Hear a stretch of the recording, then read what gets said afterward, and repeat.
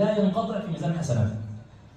Мына ушунун сообу ага себепчи болгон устатына сөзсүз түрдө жетип турат. كل هذا الكلام كله فقط حتى أؤكد لكم على أهمية عملكم وأنه عمل مقدس وعظيم وله مكان عند الله سبحانه وتعالى وفي ميزان الإسلام. Сөзүмдүн аягында да турган нерсе, ошол жолду тандагандан кийин өзүңүздөрдүн акыреттеги сообуңуздарды элестете бериңиздер. Канча адамга хидаятка келүүсүнө, таңган үйрөнүүсүнө, намаз окуусуна, Куран окуусуна себепчи болосуздар. Сиздер өтө турган болсоңуздар дагы сиздердин амалыңыздар өзүңүздөрдөн кийин үзүлбөстөн сообу жетип турат. والحمد لله رب العالمين أننا نعيش على أرض قرغيزيا التي جعلت حكومتها اهتمام كبير للمعلمين والعلماء. Аллахка шүгүр болсун, ушул кыргыз жергесинде ислам динини, исламга кызмат кылган устаздарга ушунчалык мамлекет эркин шартты түзүп берди. وكان نتيجة ذلك بفضل الله سبحانه وتعالى أن فخامة رئيس الجمهورية صدر جبارov كان اهتم بتدريس مادة الأدب والأخلاق ومادة تاريخ الأديان في المدارس الحكومية. Мына ошол менен бирге биздин ажообуз Садыр Жапаров эмилгеси менен ислам динин башкаларга үйрөтүүгө туура жол көрсөтүүдө салымы чоң. والحمد لله حاليا موجود كتاب في المدارس بهذا الأمر.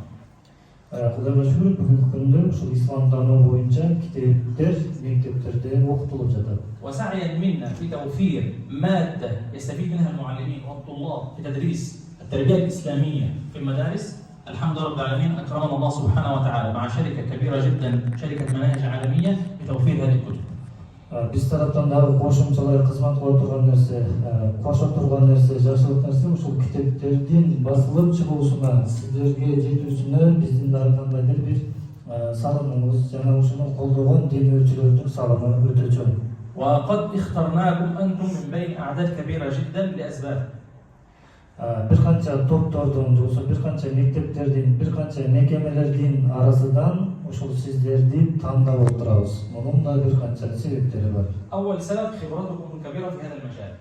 Бирден бир биринчи себеп бул сиздердин эмгегиңиздер жана тажрыйбаңыздар.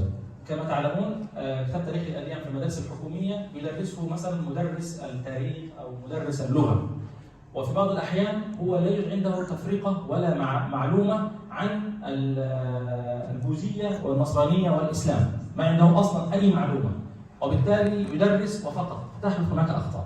Мындай бир кемчилик жоксу өкүндүрүп турган нерсе бул мектептеги адеп сабактарын тилге каршы биздин тарых мугалимдери окутуп жатат. Алардын көпчүлүгү динден өздөрүнүн так туура маалыматтары аз. الأمر الثاني أكثركم أو أكثركم أيضا يعمل في مدارس نقول مدارس خاصة، فعنده مجال من الحرية الكاملة في اختيار وترتيب المنهج كما يريد. Бул жерде келип отургандар сиздердин өзүңүздөрдүн жеке мектебиңиздер бар. Ошондой ушул жеке мектептерге көбүрөөк мүмкүнчүлүк болот. Мындай куралдарды, окуу куралдарын кененирээк вариантта сунуштоого окуучуларыңыздарга.